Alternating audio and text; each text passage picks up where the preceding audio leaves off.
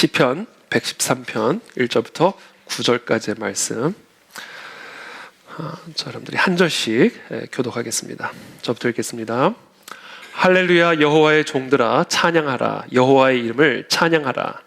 이제부터 영원까지 여호와의 이름을 찬송할지로다. 해 도는 데에서부터 해 지는 데까지 여호와의 이름이 찬양을 받으시리로다. 여호와는 모든 나라보다 높으시며 그의 영광은 하늘보다 높으시도다. 여호와 우리 하나님과 같은 이가 누구리요? 높은 곳에 앉으셨으나 스스로 낮추사 천지를 살피시고 가난한 자를 먼지 더미에서 일으키시며 궁핍한 자를 거름더미에서 들어 세워 지도자들 곧 그의 백성의 지도자들과 함께 함께 있습니다.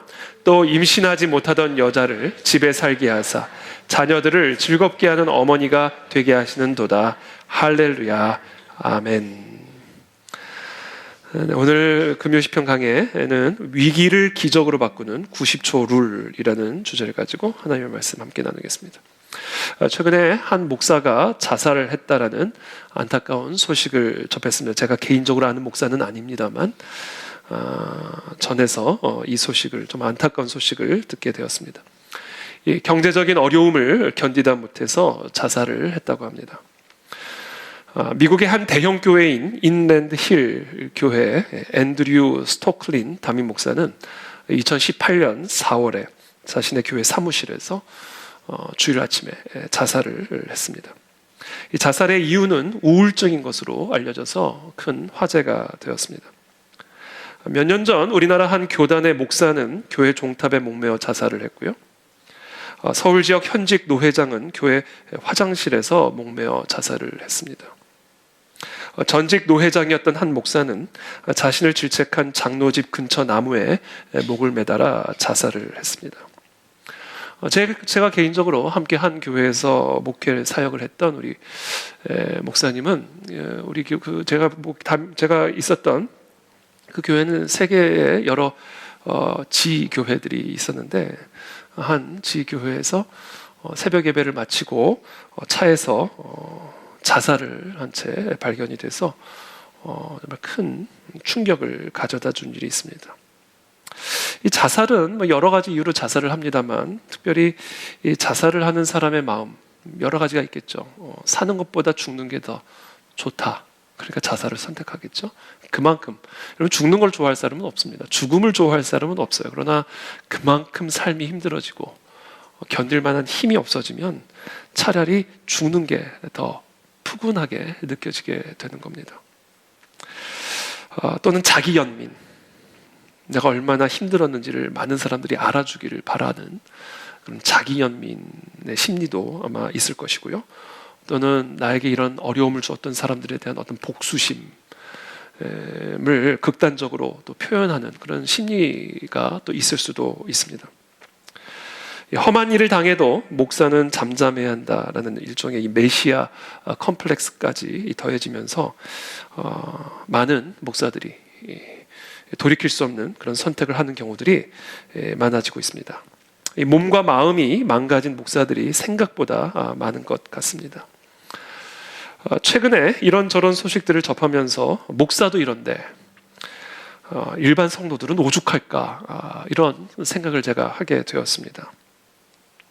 목사도 이렇게 힘들어서 자살을 한다면 일반 성도들 또는 일반 시민들은 오죽할까, 그런 생각을 하게 되었습니다.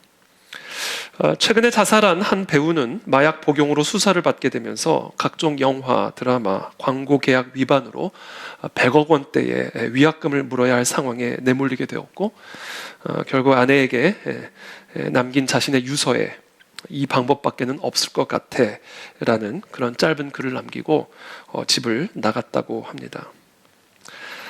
자신의 잘못 때문이든지 아니면 세상의 잘못 때문이든지 아니면 그 누구의 잘못이 아니든지 간에 이 세상의 많은 사람들은 죽음이 푸근하게 느껴질 정도로 힘에 겨운 그런 삶의 투쟁, 그런 심한 고난 속에서 하루하루의 삶을 버티며 그렇게 살아가고 있습니다.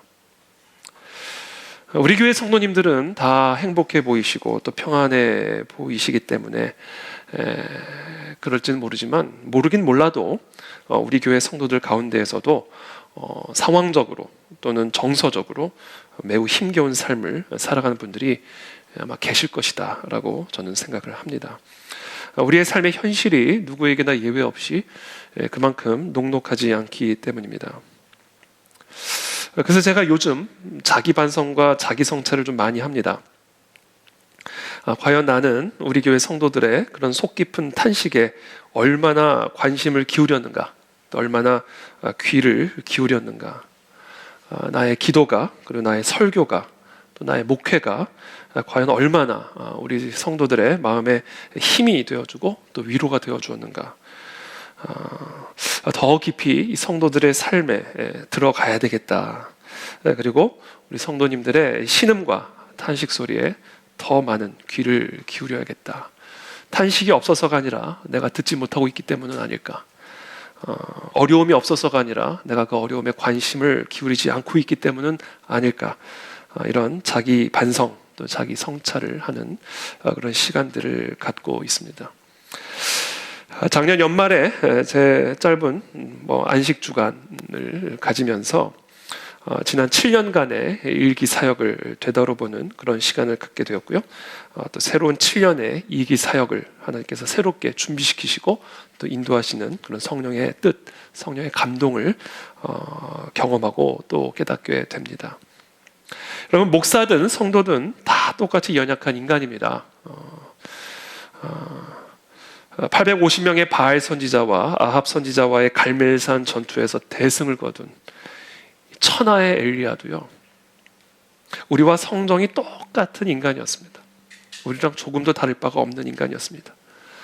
그렇게 영적인 대승을, 여러분 850명의 그 영적인 그 대적들을 다 이기고 죽이고 정말 하나님 앞에서 대승을 거둔 이 엘리야가 자신들의 선지자를 죽인 이세벨이 엘리야를 죽이겠다라는 소식을 듣고는 광야로 도망을 칩니다. 이 믿음의 사자가 850명과 대결해서 승리한 이 놀라운 위대한 엘리야가 그 이세벨의 그 짧은 위협의 소식을 듣고는 광야로 불이 나게 도망치고요, 로뎀나무 아래에 누워가지고는 죽기를 원했습니다. 열왕기상 19장에 보면 지금 내 생명을 거두시옵소서, 나 죽고 싶습니다. 이게 무슨 얘기는, 나 무서워 죽겠습니다, 그 얘기예요. 정말 우리가 상상하기 어려운 그 엘리야의 완전히 상반된 모습을 열왕기상 18장 19장에서 숨김없이 기록을 하고 있는 것이죠.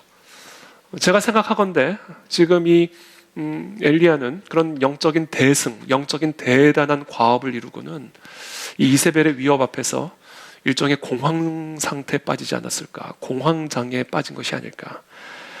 그래서 정말 죽고 싶은, 죽기를 원하는, 자살 시도까지는 아니지만 그러나 그와 같은 심정에 완전히 빠져버린 그런 상태를 우리가 보게 되는 것이죠. 여기서 엘리야가 열왕기상 19장에서 반복적으로 얘기하는 게 뭐냐면요, 나 죽고 싶습니다, 죽고 싶습니다. 그러면서 무슨 얘기를 하냐면 나만 남았습니다 얘기합니다. 나밖에 없습니다. 나와 함께 하시는 사람이 없습니다. 사람은 그때 죽고 싶어지는가 봐요. 이 어려움을, 이 위기를, 이 도전을 함께 극복할 수 있는 사람이 없습니다. 부모도 곁에 없고, 배우자도 곁에 없고, 자녀도 곁에 없고, 친구들도 없고, 동역자도 더 이상 나와 함께하지 않고 이제 나만 남았습니다. 그때 사람은 죽고 싶어지는 그런 마음, 그런 심리를 갖게 되는 것 같습니다. 그러니까 엘리야도 바로 그런 상태였던 것 같아요. 열왕기상 19장을 가만히 읽어보면 이 엘리야의 이 행동을 통해서 지금 이 엘리야가 어떤 심리 상태에 빠졌었는지를 나름대로 추론해 볼 수가 있는데, 나만 남았거늘 나를 차라리 죽여주십시오. 내 생명을 거두어가 주십시오.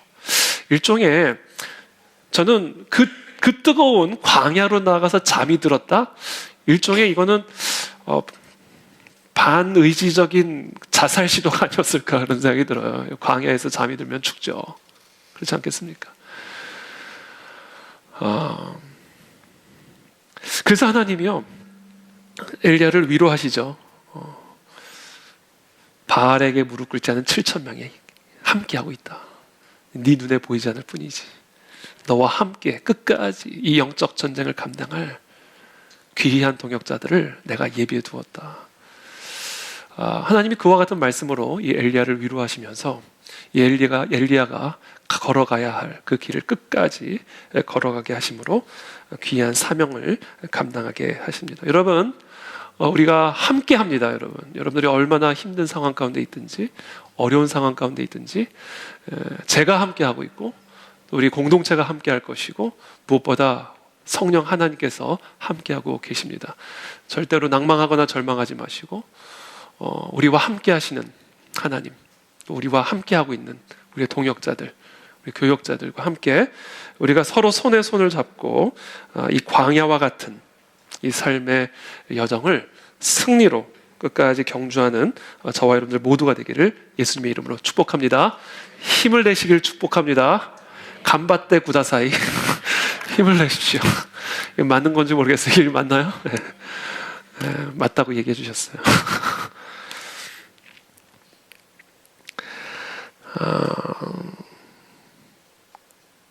광야와 같은 이 세상 속에서 살아가는 우리 모두의 삶이 다 힘겹습니다. 사실 다 힘겹습니다. 그렇게 보이지 않을 뿐이지 다 힘겹습니다. 물리적으로 힘들다 보니까 정서적으로도 힘들고 또 감정적으로도 힘듭니다. 그래서 많은 사람들이 스트레스를 잊기 위해 술이나 약물에 의존하면서 감각적인 쾌락을 추구하기도 합니다. 이러면 문제가 복잡해지고 또 상황이 어려울수록 우리의 마음의 갈피를 잡기가 어려워지고요. 또 우왕좌왕하는 가운데 잘못된 선택을 하기가 쉽습니다. 여러분, 그런 상황일수록 기본을 지키는 게 매우 중요합니다. 그렇게 어려워서 정말 공황 상태에 들어갈수록 원칙을 지키는 것이 매우 중요합니다. 풍랑의 위기가 불어닥칠수록 배의 중심을 잡는 일이 매우 중요합니다. 이 세상에 많은 사람들은 다 하나같이 자신만의 기준과 자신만의 원칙을 가지고 살아갑니다.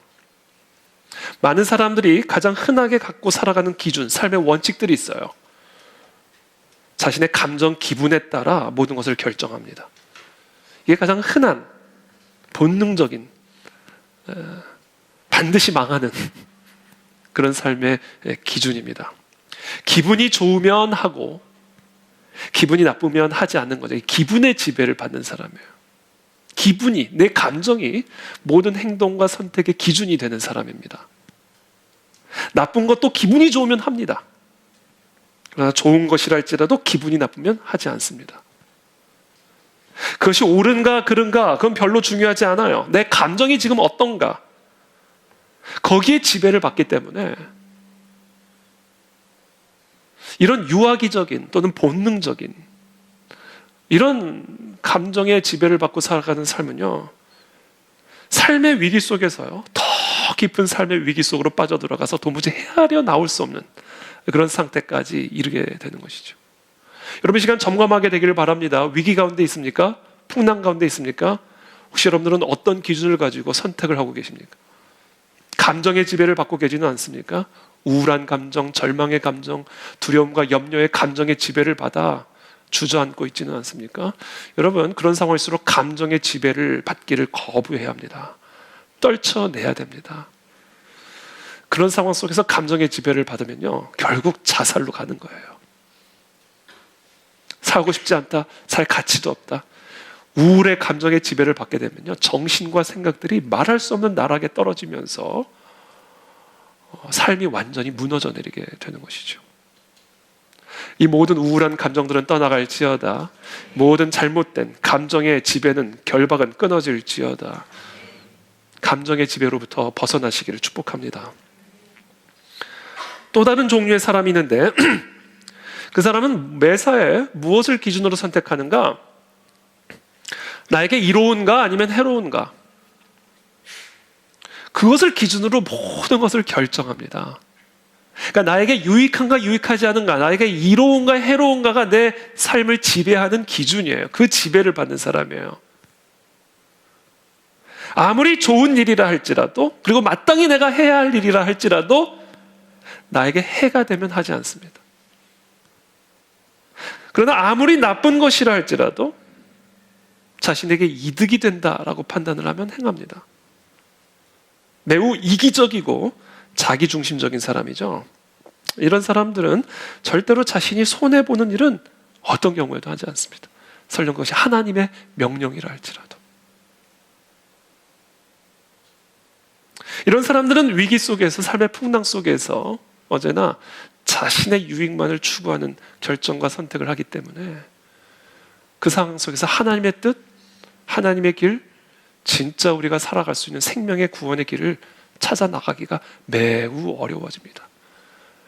자기를 살리고 싶고 자기에게 유익을 가져다 주고자 그런 위기 속에서, 풍랑 속에서 다양한 지혜와 해안을 돌려보고 다양한 방법들을 강구해 보지만 결국 자기께 자기가 넘어가 결국은 망하는 길로 갈 수밖에 없는 그런 삶이 되는 것이죠. 사실 어려울수록, 위기일수록 나에게 유익을 주고 나에게 이로운 부분을 본능적으로 찾아 헤매게 되어 있습니다. 그러나 그것의 지배를 받는 순간 우리는 롯처럼 결국은 망하는 길로, 제 발로 들어갈 수밖에 없다는 사실을 우리 모두가 반드시 기억해야 할 줄로 믿습니다. 세 번째 종류의 사람이 있습니다. 위기 속에 있을 때, 풍랑 속에 있을 때, 이 세 번째 사람은 다른 기준보다는 훨씬 더 성숙하고 아주 좋은 기준입니다. 그것이 옳은가 그른가, 그것이 정의로운 것인가 아니면 불의한 것인가를 기준으로 행동을 하죠. 지금까지 말씀드린 것 가운데서는 가장 훌륭하고 성숙한 사람입니다. 이런 사람들은 아무리 자신에게 손해가 돼도 공의로운 일이요 옳은 일이라고 생각을 하면 합니다. 그러나 아무리 손해를 본다 할지라도 불의하다, 옳지 않다 생각하면 하지 않죠. 매우 성숙하고 아름다운 모습이라고 볼 수는 있습니다만 이것도 온전하고 완전한 방식은 아니에요. 왜냐하면 뭐가 옳은 거죠? 그럼 뭐가 선한 겁니까? 예수님은 비판하지 말라 얘기하시죠. 왜냐하면 비판하는 순간 나는 하나님이 되기 때문에 그렇습니다. 선과 악을 판단을 누가 할 수가 있습니까? 무엇이 공이고 불의인지를 우리가 어떻게 할 수가 있습니까? 지금까지 말한 세 사람 가운데서는 그나마 가장 성숙하고 훌륭한 그런 기준이긴 합니다만, 그러나 이것도 온전하진 않아요. 왜? 나는 무엇이 옳고 무엇이 그른지를, 무엇이 선하고 악한지를 나 스스로 판단해서도 안 되고 판단할 수도 없기 때문에 그렇습니다. 그래서 많은 사람들이 옳은 것을 따르다 결국 망하는 길로, 모두를 망하게 하는 길로, 공의의 이름으로 많은 자들을 무너뜨리고 공동체를 훼손하는 그런 패망의 길로 나아가는 경우들이 얼마나 많은지 모르겠습니다. 그래서 우리에게는 네 번째 기준이 필요합니다. 하나님의 사람, 성경적인 그런 하나님의 사람의 선택의 기준, 우리는 무엇의 지배를 받아야 하는가? 자신의 감정도 아니요, 자신의 이해 득실도 아니요, 나만의 옳고 그름의 기준도 아닌 그것이 하나님의 뜻인가 아닌가. 옳으냐 그르냐 보다 더 중요한 것은요, 그것이 하나님의 뜻인가 아닌가입니다. 하나님의 뜻이라고 한다면 그것이 아무리 옳아도 하지 않는 거예요. 옳은 것보다 더 중요한 게 하나님의 뜻입니다. 하나님의 뜻이라면 그것이 내게 아무리 큰 유익을 가져다 준다 할지라도 하지 않는 겁니다. 그것이 아무리 옳은 일이라도 그것이 하나님의 뜻이 아니라면 하지 않는 사람, 그것이 바로 하나님의 사람이요 진정으로 성경에 합당한 기준을 가진 사람인 것이죠. 저와 여러분들은 어떤 부류에 속한 사람인지 한번 잘 점검할 수 있게 되기를 바랍니다. 위기 가운데 계십니까? 풍랑 가운데 계십니까? 그 속에서 여러분 하나님의 뜻을 구하시게 되기를 축복합니다. 그것이 하나님의 뜻이 설령 그 위기 속에서 더 깊은 위기 속으로 들어가게 만드는 길처럼 보인다 할지라도 그것이 하나님의 뜻이라 한다면 그 길로 들어가는 것이 그 위기를 극복하고 모든 풍랑을 잠잠케 하는 길임을 여러분 믿으시기를 축복합니다. 아무리 여러분들의 눈에 보기에 살 길처럼 보인다 할지라도 그것이 하나님의 뜻이 아니라면 그 길이야말로 사망의 길이요 패망의 길이라는 사실을 저와 여러분들이 확고하게 믿으시기를 축복합니다. 하나님의 뜻에 헌신되어 있는가? 그것이 우리는 이 위기 속에서 우리 스스로에게 물어야 할 질문이요. 그것이 바로 위기를 기적으로 바꾸는 90초 룰이다라는 겁니다. 여러분 90초 룰이 무엇인지 아세요? 저도 최근에 이 90초 룰이 무엇인지를 알았습니다. 이 항공기의 추락 또는 충돌 사고에서 그 비행기가 불길에 휩싸였을 경우에 그 비행기가 견딜 수 있는 시간이 90초라는 겁니다. 그래서 그 90초 안에 그 불이 난 비행기 안에 있는 모든 승객들이 완벽하게 대피를 끝내야만 한다라는 룰, 이게 90초 룰입니다. 이 90초 룰은 그냥 만들어진 것이 아니라 1960년대 미국 연방 항공청이 반복되는 실험들을 통해서 정립한 규칙입니다.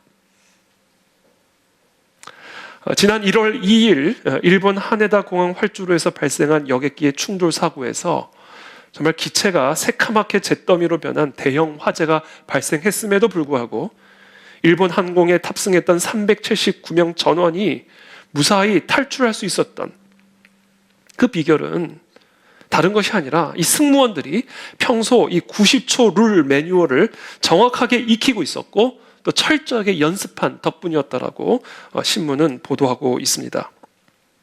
이게 바로 90초 룰이에요. 비행기에 불이 나도 이 90초 룰에 익숙했던 훈련되었던 승무원의 그 능숙한 인도 덕분에 짐을 다 버리고 모든 짐들을 다 버리고 90초 안에 대피함으로써 모든 전원이 안전하게 귀가할 수가 있었다라는 것이죠. 위기 속에서 살아가는 우리들의 삶에도 풍랑 속에서 살아가는 우리들의 삶에도 반드시 우리가 숙지하고 있어야 할 90초 룰이 있습니다. 그것은 아무리 상황이 복잡하고 어려워도 아무리 내 눈에 보기에 불가능해 보인다 할지라도 아무리 길이 보이지 않고 강이 나 있지 않다 할지라도 감정에 휘말리지 않고 당장의 이해 득실에 함몰되지도 않고 단순히 내 눈에 보기에 무엇이 옳은가 그른가 이 모든 것들을 넘어서서 하나님의 뜻이 무엇인가를 살피고 그 뜻을 붙잡는 겁니다. 이게 바로 위기를 기적으로 변화시키는 영적인 90초 룰입니다. 왜냐하면 여러분 모든 건 하나님의 뜻에 달려있기 때문에 그래요. 모든 건 하나님의 뜻에 달린 거예요. 하나님의 뜻하시면 광야에도 길이 나고 사막에도 강이 나는 겁니다. 하나님의 뜻이기만 한다면 광야 한복판에서도 하늘에서 먹을 양식이 내려오는 것이고 하나님의 뜻이라고만 한다면 아무리 광야를 걸어도 발이 부르트지 않고 모든 필요들이 채워지는 경험들을 하게 되는 거예요. 하나님의 뜻이냐 아니냐 그게 전부이지 그 외에 다른 변수는 우리에게 없습니다.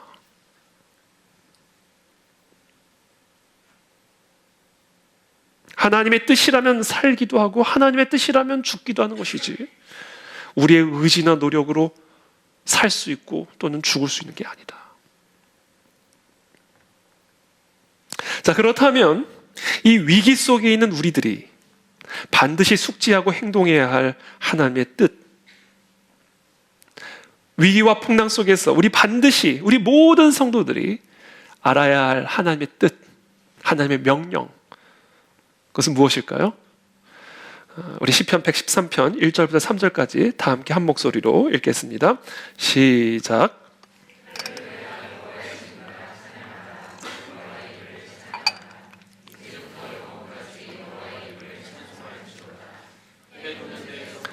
해 지는 데까지 여호와의 이름이 찬양을 받으시리로다. 아멘. 할렐루야. 여호와를 찬양하라는 거예요. 여러분, 이게 위기와 풍랑 속에 있는 저와 여러분들을 향한 하나님의 뜻입니다. 할렐루야를 외치십시오. 위기를 향하여, 마른 뼈를 향하여, 홍해를 향하여 할렐루야를 외치십시오. 그때 홍해가 갈라지는 역사들이 일어나게 되는 거예요. 이게 하나님의 뜻이 할렐루야, 기적의 언어입니다. 우리 아라비안 나이트 보면 열려라 참깨 그러잖아요. 할렐루야, 이게 홍해를 가르는 기적의 언어예요. 죽은 자를 다시 살리시는 하늘의 언어입니다. 할렐루야, 할렐루야, 할렐루야. 위기 앞에서 할렐루야를 찬양하시길 축복합니다. 풍랑 앞에서 할렐루야를 노래하시길 축복합니다. 그럼 풍랑이 잠잠해질 것입니다. 왜냐하면 그것이 하나님의 뜻이기 때문에 그래요.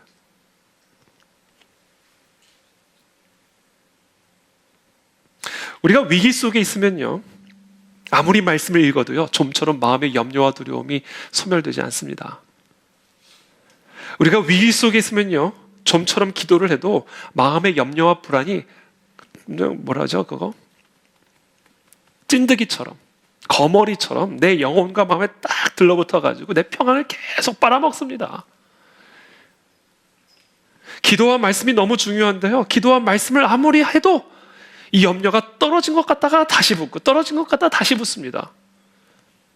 그럼 언제 기도와 말씀 가운데 이 염려와 두려움과 이 위기의 이 모든 불안함들이 완전히 우리의 심령을 떠나가게 되는가? 우리의 흔들리는 믿음을 견고하게 붙잡아주는 영적인 능력이 어디 있는가? 찬양에 있습니다. 기도와 말씀과 찬양을 통해 우리의 믿음은 확정이 되는 거예요. 흔들리는 믿음이 견고해집니다.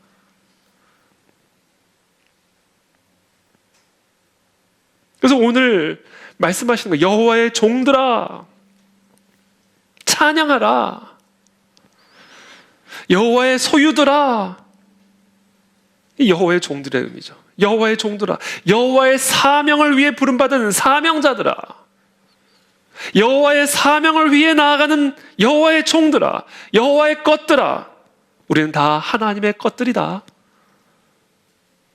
하나님의 것들이기 때문에 하나님의 특별한 보호 아래 있다.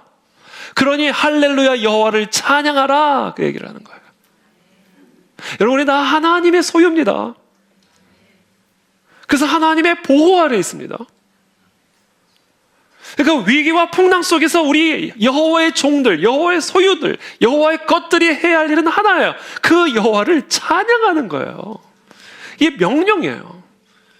이게 여호와의 종들을 향한 하나님의 뜻입니다. 만일 어떤 사람이 양 100마리가 있는데 그 중에 하나가 길을 잃으면 그 99마리를 산에 두고 가서 그 길을 잃은 한 마리의 양을 찾아오지 않겠느냐?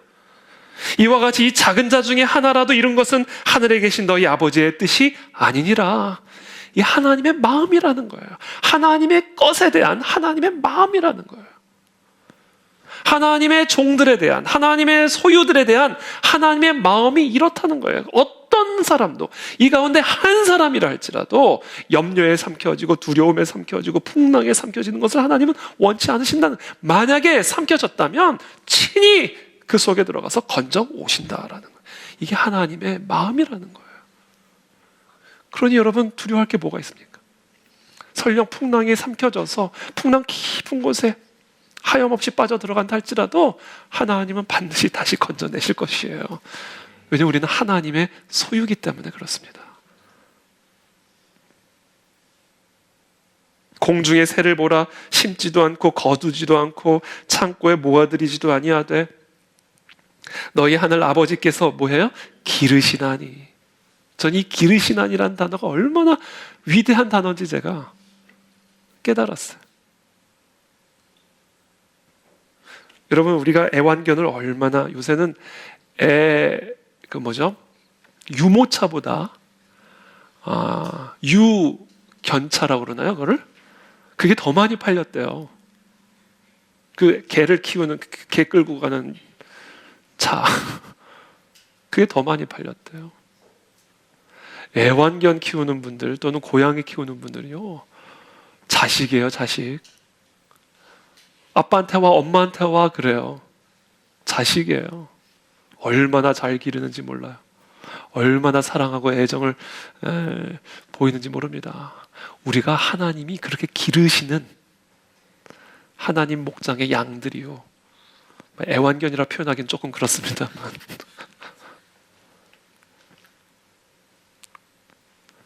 우리가 그런 존재라는 거. 부모가 자식을 기르듯이 하나님이 우리를 기르신다. 아, 우리는 기르심을 받는 존재구나. 위기와 풍랑 와도 염려할 게 없구나. 이걸 내가 극복하는 게 아니구나. 이런 것들이 이 나에게 달린 문제가 아니고 왜?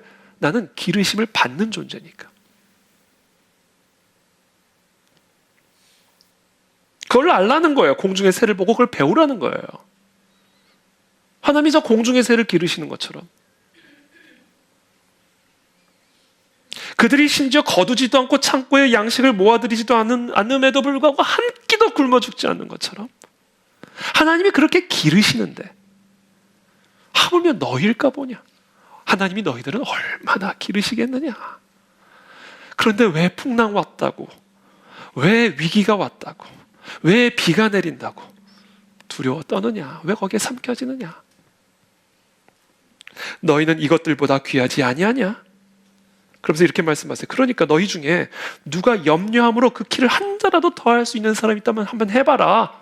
염려하지 말라는 거예요. 절대로. 염려한다고 되냐는 거예요, 여러분. 지금 이 문제 앞에서, 이 위기 앞에서 여러분 염려해서 뭐가 되냐고요. 아무것도 안 돼요. 근데 왜 염려하냐는 거예요. 그러니까 공중의 새를 보고 배우라는 거예요. 그리고 그 염려를 소멸시키라는 거야. 너는 기르심을 받는 존재야. 하나님이 너희를 기르시고 계셔. 비가 와도 너를 기르시는 방식일 수 있어. 그거를 너 절대로 해치지 못할 것이고 삼키지 못할 거야. 왜? 하나님의 소유요, 하나님이 기르시는 하나님의 종들이기 때문이다. 그러므로 우리를 향한 하나님의 뜻은 뭐다? 찬양하라. 찬양하라. 찬양함으로 염려를 소멸시켜라. 찬양함으로 너희가 어떤 존재인지를 다시 상기해라.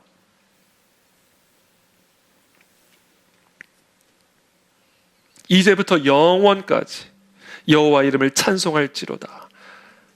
항상 이제부터 영원까지. 찬양이 우리의 언어가 되어야 되고요. 찬양이 우리의 호흡이 되어야 돼요. 영원히 찬양해야 돼요.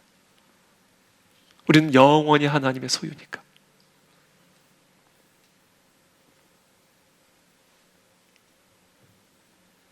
해 돋는 데서부터 해 지는 데까지 여호와의 이름이 찬양을 받으시리로다. 해 돋는 데에 있든 해 지는 데에 있든 어디에 있든 해가 뜨는 낮이든 해가 지는 어두운 밤이든 우리의 삶이 해 같은 낮처럼 빛나든 아니면 흑암처럼 어두운 칠흑 같은 어둠에 삼켜져 있든 어떤 상황에 있든 찬양하라. 왜? 우리는 우리를 기르시는 여호와의 종들이니까, 소유니까, 여호와의 것들이니까.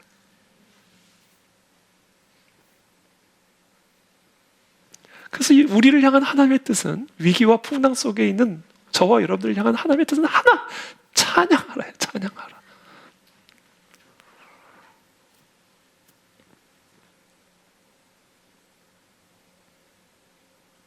그럼 4절의 말씀 또 함께 읽겠습니다. 시작.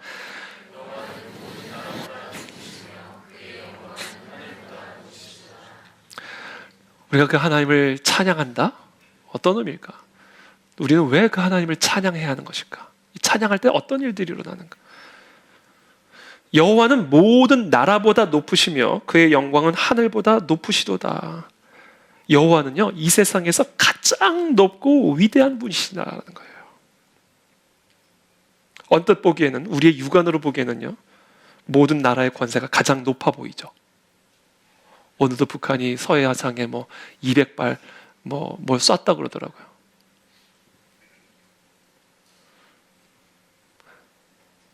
모든 나라의 권세 또는 그 권세자들이 우리의 안위를 위협하는 것처럼 보이고 우리의 생사 여탈권을 쥐고 있는 것처럼 보여지죠.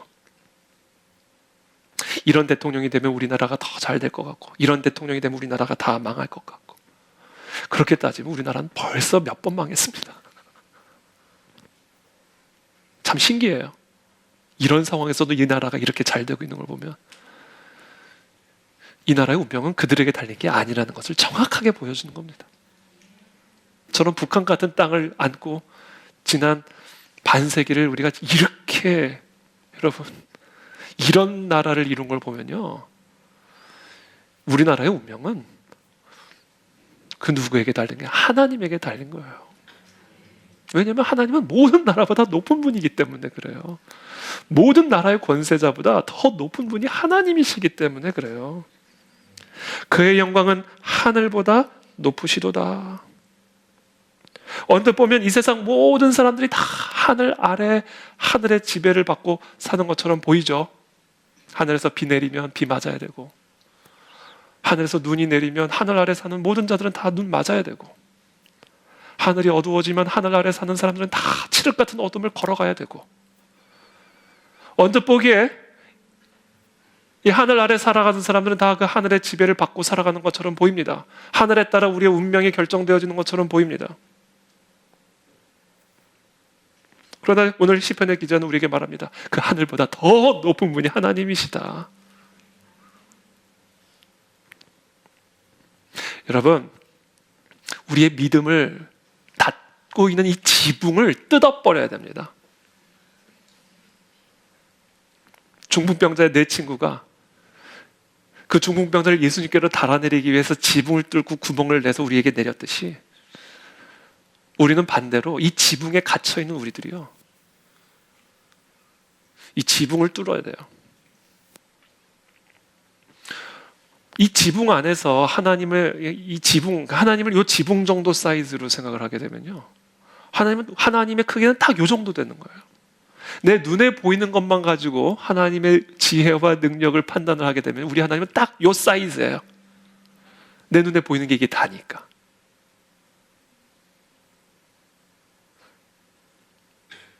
그러니까 이 중풍병자를 달아내린 이 네 사람의 이 위대한 믿음, 그들의 믿음을 보시고 치유하셨다고 그랬거든요. 그게 뭐냐면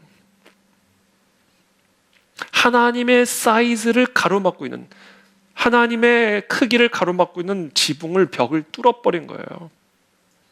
그것을 통해서 그 자리에 함께 있었던 사람들은 그 뚫린 지붕을 통해 하나님의 위대하심, 하나님의 크심을 보게 되었을 거라고요.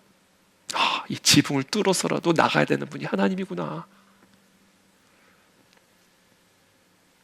여러분, 우리의 눈에 보이는 그 하늘만 바라보면서 하나님의 크기를 생각하면요, 하나님은요 딱 하늘만큼의 사이즈예요.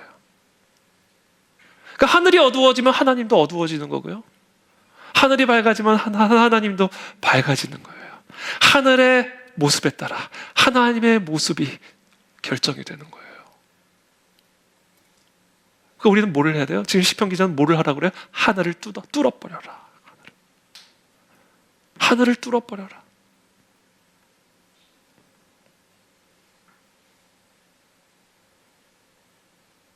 우리의 시선이 우리의 눈에 보이는 나라, 그 나라가 얼마나 대단한 나라라 할지라도 우리의 시선이 우리의 눈에 보이는 그 하늘에 갇혀 있으면 안 됩니다.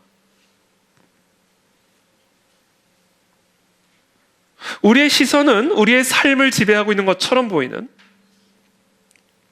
하늘 아래의 모든 상황과 환경을 뚫고 그 모든 것 위에 계시는 하나님을 볼 수 있는 영적인 눈을 가져야 돼요. 그 눈을 열어주는 겁니다. 모든 나라보다 높으시며 그 어떤 하늘보다 그 위에 계신 그 하나님을 바라보며 지금 너희의 눈에 보이는 상황과 환경에 갇혀있는 그 하나님을 자유케 해드려라.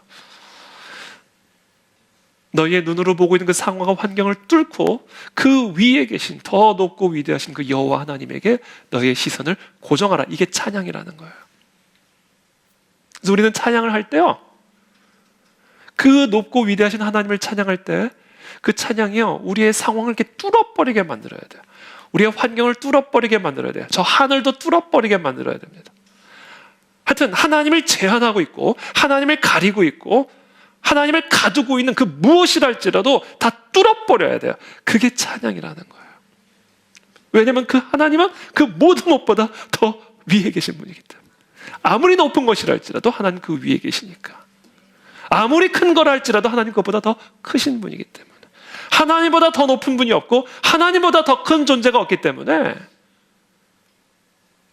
우리의 눈으로 보기에 하나님을 가두고 있고 하나님을 제한하고 있는 그 모든 것들은 다 뜯어 구멍을 내버려야 된다. 그게 바로 찬양이다. 하나님을 찬양할 때 우리의 생각에 구멍이 나게 되기를 축복합니다. 우리의 관점이 뜯어져 나가게 되기를 축복합니다. 모든 절망적인 감정들이 다 뜯어져 나가게 되기를 축복합니다. 그게 찬양이에요, 찬양. 그래서 찬양을 하면요, 자유해져요. 펄펄 날아오르게 됩니다.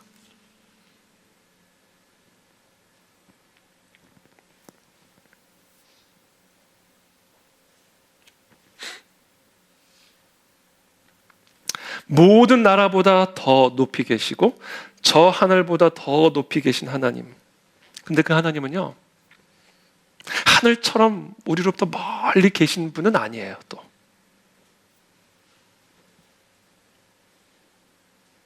저 나라보다도 더 높이 계시다고 해서, 그렇다고 해서 우리랑 그렇게 멀리 높이 계신 분이 아니에요. 대통령 만나는 게 뭐 쉽습니까? 옆집 아저씨 만나는 것처럼. 저 하늘이 얼마나 높아요. 근데 그거보다 더 높은 분이 하나님이시란 말이에요. 그러나 그렇다고 해서 하나님이 그렇게 멀리 계신 분이 아니라는 거예요. 내가 아파도 볼 수 없고 내가 조그마한 신음과 탄식을 해도 들을 수 없을 만큼 그렇게 멀리 계신 분이 아니라는 거예요. 내 작은 신음까지도 듣고 계시고 내 작은 몸짓까지도 다 유심하게 살펴보시며 나를 살피고 감찰하고 계시는 분. 그 누구보다도 높이 계시고 그 어느 것보다도 더 크신 분이시지만 그 누구보다도 가장 친밀하게, 그 어떤 것보다도 가장 가까이 계신 분이 바로 우리 하나님이십니다. 그래서 우리는 그 높으신 하나님을 찬양할 때 말할 수 없는 평강을 누리게 되는 거예요. 나와 함께 하시는 하나님, 나를 아시는 하나님, 나를 만져주시는 하나님, 나를 품어주시는 하나님, 나를 쓰다듬어 주시는 하나님, 나를 위로해 주시는 하나님. 엘리야는 하나님의 위대하심을 경험했죠.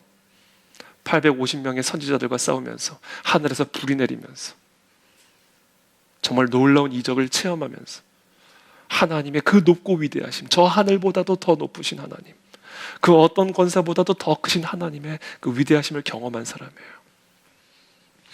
그런데 어느 순간 이세벨의 위협 앞에서 어느 순간 그 높고 크신 하나님이 너무 높이 계신 하나님이 돼버린 거예요. 너무 멀리 계신 하나님이 돼버린 거예요. 높은 건 맞아요. 근데 너무 멀어진 하나님이 돼버린 거. 그래가지고 완전한 절망 가운데, 좌절 가운데 로뎀나무 앞에 쓰러져 있을 때 하나님이 까마귀를 통해서 먹을 걸 보내시. 하나님이 천사를 보내셔 어루만져 주시잖아요. 먹을 양식들을 보내주시잖아요. 네가 기진해서 네가 가야 할 길을 끝까지 못 갈까 염려하노라. 아, 그 높이 계시고 그 멀리 계신 하나님이 내 숨결보다도 더 가까이 나와 함께하고 계셨음을 경험하게 되는 거예요.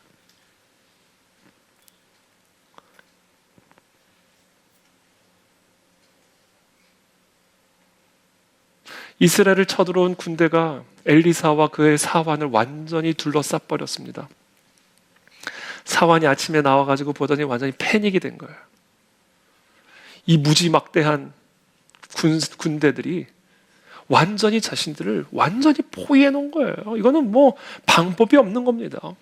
이건 그냥 끝난 거예요. 완전히 공황 상태에 빠져서 내 주여 우리가 어찌하리까. 엘리사의 사환이 엘리사에게 부르짖죠. 그때 엘리사가 뭐라고 얘기해요? 두려워하지 마라. 그 높고 위대하신 그 하나님이 우리와 함께 하신다는 사실을 기억하라 이거예요. 그러면서 이렇게 말합니다. 우리와 함께 한 자가 그들과 함께 한 자보다 많으니라. 기도하여 이르되 여호와여 원하건대 그의 눈을 열어서 보게 하옵소서. 여호와께서 그 청년의 눈을 여심해 그가 보니 불말과 불병거가 산에 가득하여 엘리사를 둘렀더라. 얼마나 우리와 가까이 계신지를 보여주신 거예요. 영안이 열리는 것이죠. 여러분 절대 혼자가 아님을 여러분 기억하십시오. 하나님이 우리와 함께하고 계십니다. 우리의 신음과 탄식을 듣고 계십니다. 하나님 우리의 생각을 다 알고 계세요. 우리의 마음을 다 감찰하고 계십니다. 무엇 때문에 염려하고 있는지, 무엇을 두려워하고 있는지. 그 높고 그 크신 여호와 하나님은 내 숨결보다도 더 가까이 내 안에서 나와 함께 호흡하고 계시고 탄식하고 계시고 친히 나를 위해 중보하고 계신다.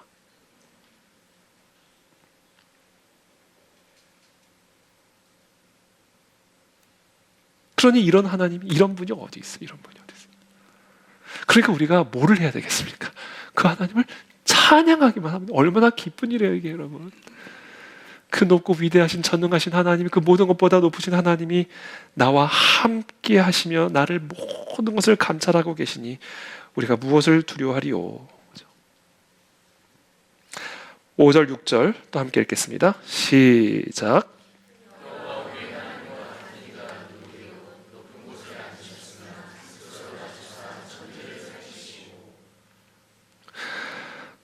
여호와 우리 하나님과 같은 이가 누구리요? 높은 곳에 앉으셨으나 스스로 낮추사 천지를 살피시고. 그렇죠? 그렇게 높고 위대하신 분이 스스로를 낮추셔서 천지 안으로 들어오셔서 우리를 살피시는, 우리와 함께 하시는 임마누엘의 하나님이시다. 그분이 바로 예수 그리스도십니다. 예수 그리스도가 우리와 함께 하시기 위해서 인간으로까지 낮아졌어요. 그리고 우리가 어떻게 살아가야 되는지에 대한 본을 보여주셨다. 여호와의 것들은 이렇게 살아야 된다. 여호와의 소유들은 이렇게 살아야 된다. 하나님이 친히 인간이 되셔서 우리가 여호와의 종들, 여호와의 소유, 여호와의 아들, 딸답게 살아갈 때 우리의 삶에 어떠한 여호와의 권능이 우리와 함께 하시는지를 예수님의 공생애를 통해서 친히 우리에게 보여주셨다라는 거예요. 7절, 8절 또 함께 읽겠습니다. 시작. 가난한 자를 먼지더미에서 일으키시며 궁핍한 자를 거름더미에서 들어세워 지도자들, 곧 그의 백성의 지도자들과 함께 세우시며. 우리 하나님이 어느 정도로까지 낮아지셨는가?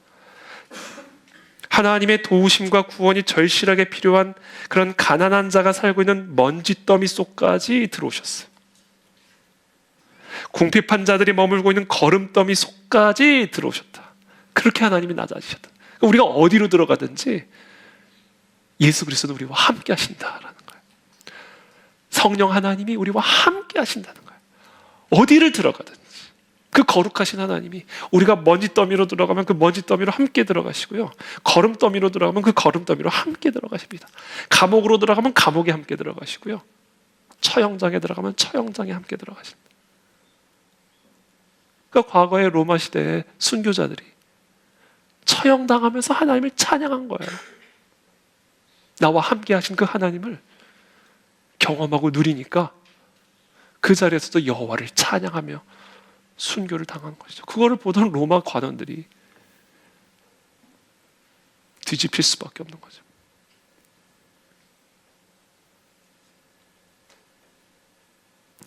역전의 은혜가 임할 줄을 믿습니다.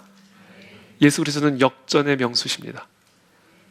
먼지더미 속으로까지 들어오셔서 우리를 일으켜 세워 지도자들과 함께 세우시는 우리 주님, 거름더미에 허덕이고 있는 우리들을 일으켜 세우셔서 지도자들과 함께 세우시는 분이 우리 예수 그리스도십니다. 그것을 위해서 하나님이 사람으로 거름더미 안으로 들어오신 것이다. 임마누엘 하나님, 예수 그리스도이십니다. 그럼 우리가 해야 할 일은 뭡니까? 그 예수 그리스도를 바라보라는 거예요. 그리고 그 예수 그리스도를 따라가라는 겁니다. 제가 새벽에 계속해서 말씀드리죠. 예수 그리스도를 따라가는 건 뭐다? 따라하는 거다. 예수님처럼 한 대로만 하세요. 그러면 우리도 동일하게 하나님의 놀라운 역전의 은혜를 경험하고 누리게 될 것입니다. 9절 말씀 또 함께 읽겠습니다. 시작. 자녀들을 즐겁게 하는 어머니가 되게 하신. 할렐루야. 임신하지 못하던 여자, 여러분 얼마나 아이를 갖고 싶어. 이 아이를 갖는 게 얼마나 큰 축복입니까? 이 아이를 갖지 못하는 여자가 얼마나 아이를 갖고 싶겠어요? 그것을 가능하게 하십니다. 여러분, 사람이 생명을 어떻게 만들어냅니까? 하나님의 은혜가 아니고서는 어떻게 생명을 만들어낼 수가 있겠어요? 생명은요, 하나님의 작품이에요. 사람이 낳는 거 아닙니다. 하나님이 낳게 하시는 거예요. 그러니까 임신하지 못하던 여자에게 말하는 거야. 찬양하라, 찬양하라. 거름더미 속에서 일으키시고 먼지더미 속에서 일으키신 그 하나님을 찬양하라. 그러면 임신하지 못하던 여자가 자녀를 낳고 함께 즐거워하게 될 것이다.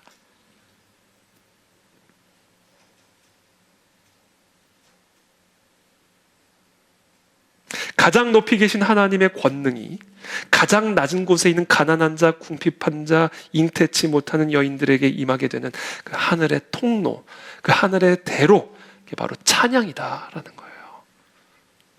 그래서 여호와의 소유들은, 여호와의 것들은, 이 가장 낮은 먼지더미와 거름더미에 묻혀 살아가는 여호와의 소유들은 가장 위대한 그 하나님의 권능을 경험하고 누리기 위해서 무엇을 하라? 찬양의 대로를 열어라, 이거예요.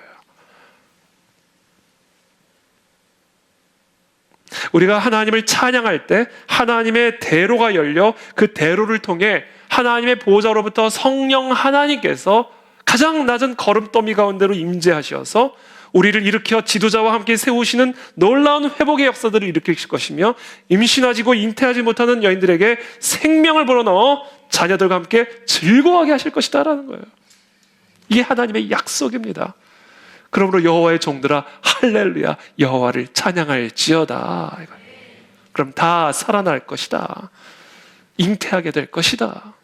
찬양이 기적이다, 이거예요. 위기를 기적으로 바꾸는 90초를 찬양하라, 찬양하라, 찬양하라. 자, 그와 같은 삶의 모범을 보여주신 분이 예수 그리스도세요. 그래서 우리는 어떤 상황 가운데 있든지 예수 그리스도를 따라하는 거예요. 그럼 예수 그리스도처럼 죽음을 이기시고 마귀를 이기신 그리스도처럼 우리도 무덤을 열고 마귀를 이기고 모든 절망을 이기는 승리를 경험하게 되는 겁니다. 임마누엘 하나님이 친히 낮아지셔서 우리가 어떻게 살아야 되는지를 친히 보여주신 거예요.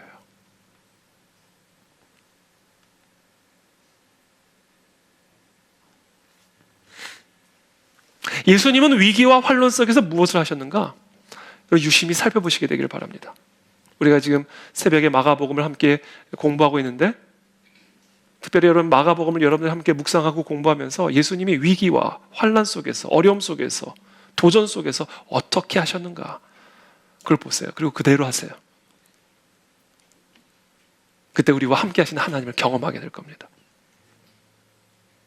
세 가지를 제가 발견했어요. 간략하게 말씀드릴게요. 예수님은 위기 속에서 무엇을 하셨는가? 우리는 어떻게 이 위기와 환란 속에서 예수님을 따라해야 할까? 첫 번째입니다. 평안한 일상을 유지하십시오. 어떤 위기가 왔더라도,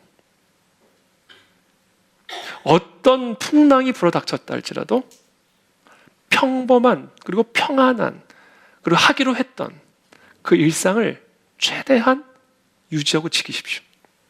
내일 지구에 종말이 온다 할지라도 나는 한 그루의 사과나무를 심겠다.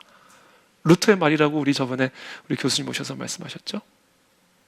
내일 지구가 무너져도 난 내일 하기로 약속했고 정했던 그걸 하겠다, 이거예요. 이 예수님이 위기를 대하는 방식이었습니다. 왠지 아세요? 예수님의 위기가 아니기 때문에 그래요. 그것을 선언하는 겁니다. 이 풍랑은 나를 삼킬 수가 없다. 이 위기는 나를 위협하는 것처럼 보여도 나는 여호와의 것이기 때문에 나는 여호와를 찬양할 것이다. 그러니까 위기를 위기로 인정하지 않는 거예요. 풍랑으로 인정하지 않는 겁니다. 그래서 풍랑 앞에서도, 위기 앞에서도 평안한, 평범한 일상을 유지하고 지키는 거예요. 그것을 통해서 위기가 가져다주는 염려를 죽이는 겁니다. 풍랑이 가져다주는 흔들림을 견고하게 세우는 거예요. 예수님과 제자가 함께 탄 배에 풍랑이 불어닥쳤어요. 폭풍우가 불어닥쳤습니다. 여러분, 그때 예수님 뭐 하셨죠? 이거 어떻게 해야 되냐? 야, 큰일 났다. 빨리 산소호흡기 준비해와라. 야, 빨리 수영복 준비해. 수영복이 아니죠. 뭐죠? 이거. 네, 구명조끼. 딱 이것만 해도 딱 나오네. 역시 이거 구명조끼 준비해봐라. 허둥지둥. 일사불란하게 뭘 하신 게 아니에요. 뭐 하셨어요? 예수님은요, 주무셨어요. 왜 주무셨을까요? 피곤하니까. 풍랑이 와도 피곤하면 자는 거예요. 위기가 와도 피곤하면 자는 거예요. 왜? 나는 하나님의 소유니까. 아니, 왜 위기가 왔다고 밤잠을 설치냐는 거예요. 피곤하면 자야지. 배고프면 먹고. 왜 풍랑이 왔다고 식음을 전폐하며 전전긍긍하냐는 거예요. 그건 염려와 두려움에, 위기의 풍랑에 삼켜지는 길이다. 마귀의 밥이 되는 길이다. 왜 그런 감정의 지배를 받고 그런 상황에 지배를 받냐는 거예요. 그걸 거부하라는 거예요.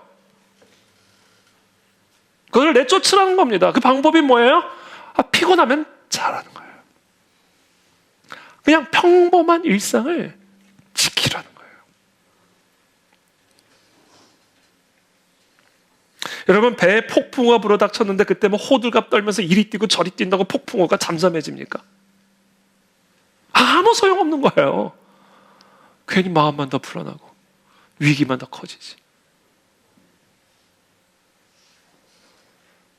여러분, 모든 주권은 그리스도께 속해 있어요. 주님 말씀 한마디면 풍랑이 일 수도 있고 잠잠해지고, 모든 건 주님의 뜻에 달린 겁니다. 근데 그 예수님께서 지금 주무시고 계신다? 그럼 제자들은 뭐를 하면 돼요? 같이 따라 하면 되는 거예요. 예수님 주무시면 같이 자는 거예요. 그게 믿음이다. 신앙생활의 본질은요, 누가 뭐라든 그리스도께서 하신 대로 하면 되는 겁니다. 예수님이 체포되시기 전날 밤, 이 얼마나 절체절명의 위기의 순간입니까? 여러분, 예수님이 체포되셔서 십자가에 못 박히시기 이제 일보 직전에 있는 상황이에요. 이 제자들에게 또 얼마나 큰 위기입니까? 예수님 믿고 그동안 바리새인들 앞에서 까불었는데, 예수님 믿고 그동안 로마 관원 앞에서 까불었는데, 이제는 그 큰 방패가 사라지는 거예요. 얼마나 마음이 복잡하고 얼마나 생각이 복잡했겠어요. 근데 그런 절체절명의 위기의 순간에 예수님 뭐 하셨어요? 같이 밥 먹었어요. 만찬을 즐기셨어요. 만찬. 떡과 포도주를 떼면서. 식사하셨다고, 식사. 같이. 회식하셨다고, 회식. 여기 지금 회식할 시간입니까? 회식이 있었더라도 취소를 해야 할 판이지. 대책 마련하고.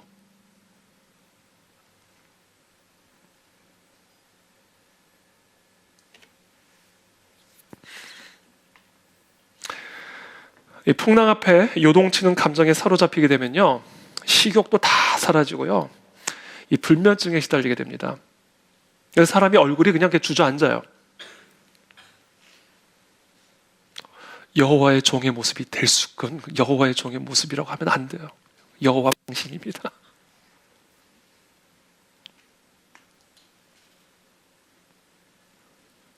예수님은 그 모든 상황 속에서 평안하게 주무셨고, 왜? 피곤하니까.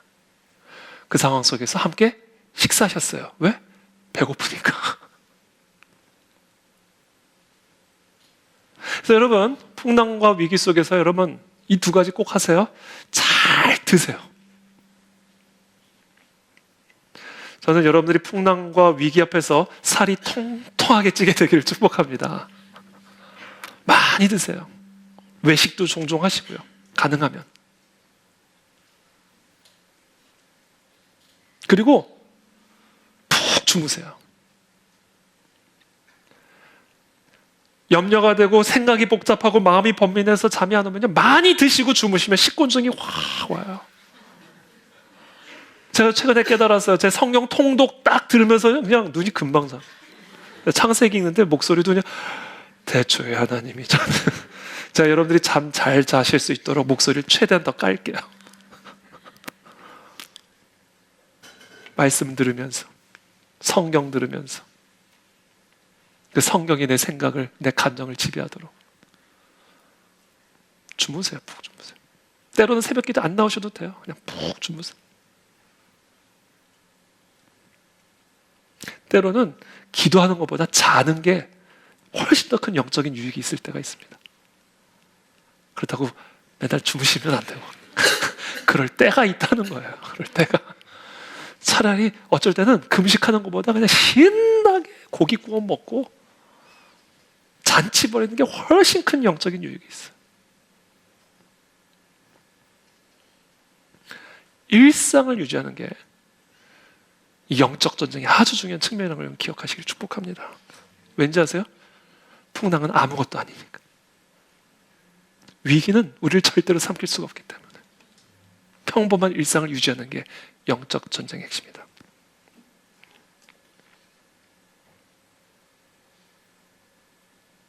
그래서 저는 개인적으로 제 나름대로 이게 뭐 꼭 옳다 그르다 뭐 그렇게 말하기는 어려운데 또 사람들마다 좀 다른 관점을 가질 수 있는데 하여튼 저의 경우에는 제 마음이 큰 어떻게 보면 짓눌리거나 또는 좀 이런저런 어려움이 있거나 조금 이렇게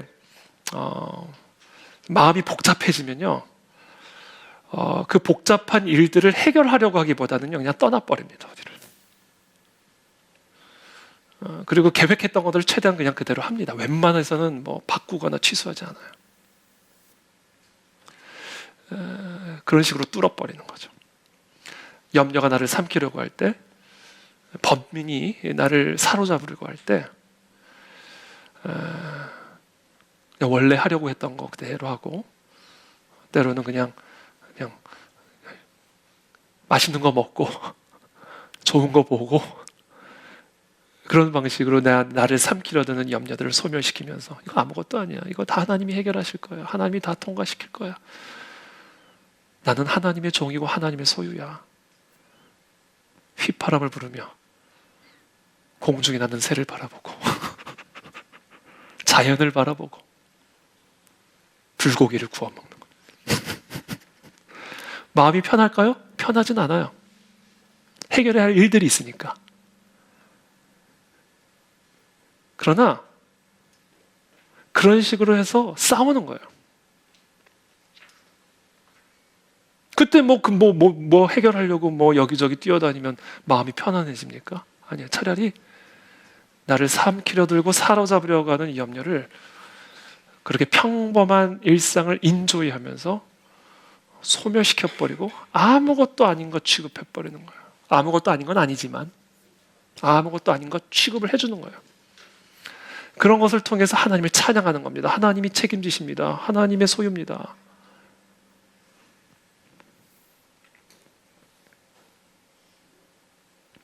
풍랑이 일 때마다 좋은 데 갔다 오시길 바랍니다. 맛있는 거 드시고 기도에 이렇게 매번 나오려고 하지 마시고 좀 이렇게 교회도 멀리 떠나갔다 오시고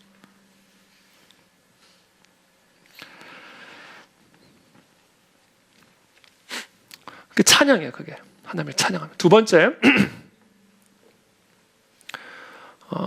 위기 속에서 우리가 예수님처럼 어떻게 해야 되는가?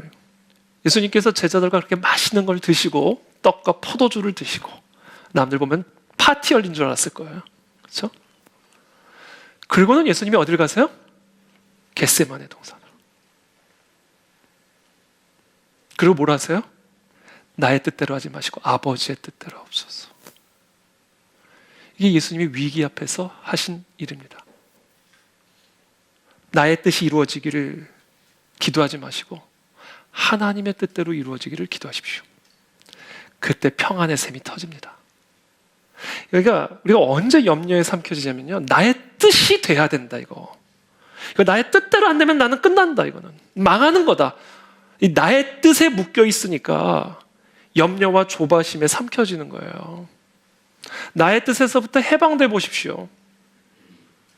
나의 뜻이 말고 하나님의 뜻이 이루어지기를 원합니다. 그게 뭐든 하나님의 뜻대로 이루어지이다. 얼마나 큰 자유함을 누리는지 아세요? 염려가 소멸돼 버립니다. 왜? 하나님의 뜻은 반드시 이루어지게 될 것이고, 그것이 나의 뜻과 상관없이 나의 뜻이 뭐든 하나님의 뜻이 이루어지기를 원한다면 하나님의 뜻은 반드시 이루어질 것이고, 그 하나님의 뜻은 반드시 좋을 것이기 때문에 완전한 자유함을 누리게 돼요. 예수님이 겟세마네 동산에서 나의 뜻과 하나님의 뜻이 충돌할 때는요, 땀이 핏방울처럼 흘렸지만 나의 뜻이 아니라 하나님의 뜻이 이루어지길 원합니다. 하나님의 뜻이 무엇인지를 정확하게 알고 나면 일어나 가자. 보라, 나를 잡으러 오는 자가 오는도다. 가는 거예요. 딱 눈 마주치고 가는 거예요. 성령의 권능이 임한 겁니다.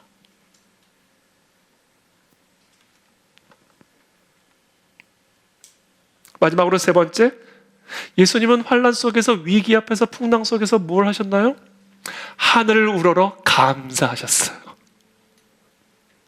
아니 5천 명을 먹여야 되는데 오병이어가 있어요.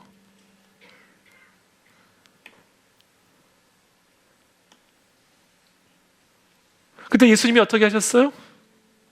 오병이어를 가지고 하늘을 우러러 축사하셨다. Thanksgiving. 하나님께 감사했다. 여러분, 5천 명 앞에서 오병이어는요, 이건 해결책이 아니라 이게 문제예요, 문제. 5천 명을 먹여야 되는데 오병이어가 있다? 이거는요, 오병이어가 아니에요. 이거는 문제라고요, 문제. 이건 위기라고요. 근데 그거를 올려드리고 감사한 거예요. 하나님 이런 문제를 주셔서 감사합니다. 이런 위기를 주셔서 감사합니다. 하늘을 우러러 축사하시고 그때 떼어주실 때 5천 명을 먹이는 거예요. 이게 위기를 기적으로 바꾸는 90초 룰이에요. 이게 찬양이에요. 위기를 감사하는 거, 문제를 감사하는 거, 이게 진짜 하나님의 가장 높고 위대하심을 인정하는 찬양입니다. 여러분들의 문제를 감사하십시오. 그게 하나님께 영광을 돌리는 찬양입니다. 여러분들의 위기를 감사하십시오. 그것이 진짜 하나님이 가장 높으신 분이라는 것을 인정하고 높여드리는 찬양이 되는 거예요.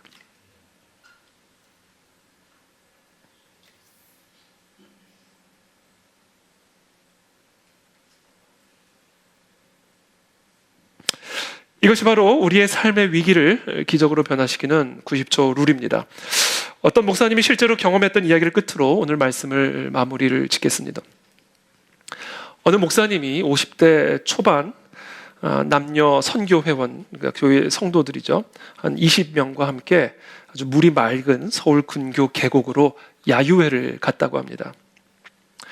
목적지에 거의 도착했을 때 교회 버스 안에서 야유회를 준비하는 선교회장 부부 간의 사소한 말다툼이 버스 안에서 시작이 됐어요. 점심 식사의 가장 중요한 메뉴인 불고기를 교회 식당에 두고 온 거예요.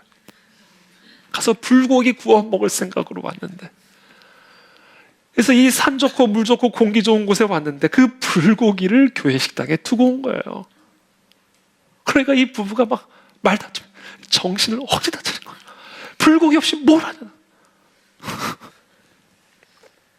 얼마나 안타깝고 속이 상했으면 그랬겠습니까?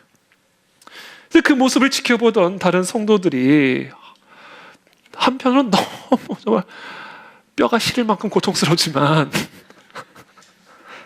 그렇다고 해서 이 모처럼 나온 이 야유의 분위기가 이게 나빠지면 어떻게 해요? 그러니까 이제 불고기 없어도 괜찮아. 불고기 없어도 괜찮아. 불고기 싸 먹으려고 했던 상추만 먹어도 우리는 기뻐.